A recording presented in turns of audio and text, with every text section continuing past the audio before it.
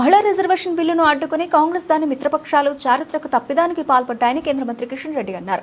దశాబ్దాల మహిళల కలను నిర్వీర్యం చేశాయని, రెండు నాల్కల ధోరణితో వ్యవహరిస్తూ మహిళా బిల్లును ప్రవేశపెట్టిన ప్రతిసారి కాంగ్రెస్ వెన్నుపోటు పొడుస్తూనే ఉందని మండిపడ్డారు.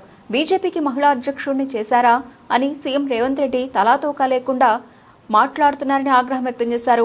1948 నుంచి సెప్టెంబర్ 17 వరకు కాంగ్రెస్ పార్టీ తెలంగాణను పాలించినప్పుడు ఏనాడైనా ఓ మహిళను ముఖ్యమంత్రిని చేశారా? ఏ రోజైనా ఒక్క బీసీని ఉమ్మడి ఆంధ్రప్రదేశ్ తెలంగాణలో ముఖ్యమంత్రిని చేశారా?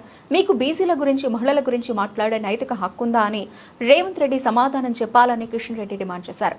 చేసి ఈ యొక్క మహిళా రిజర్వేషన్ బిల్లు, దానితో పాటు నియోజకవర్గాల పునర్విభజన బిల్లు అడ్డుకోవడం జరిగింది. ఇది మొదటిసారి కాదు. కాంగ్రెస్ పార్టీ అనేక సార్లు మహిళల రిజర్వేషన్ సంబంధించినటువంటి బిల్లులో మరి ద్వంద్వ విధానాలతో అవలంబించి మహిళలకు అన్యాయం చేయడం జరిగింది. కాంగ్రెస్ పార్టీ దాని మిత్రపక్షాలు రెండు నాల్కల ధోరణితో మహిళలను రాజకీయంగా చైతన్యం చేసేటువంటి కార్యక్రమంలో, మహిళలకు రాజకీయంగా లబ్ధి చేకూర్చేటువంటి కార్యక్రమంలో వెన్నుపోటు పొడుస్తూనే వచ్చింది.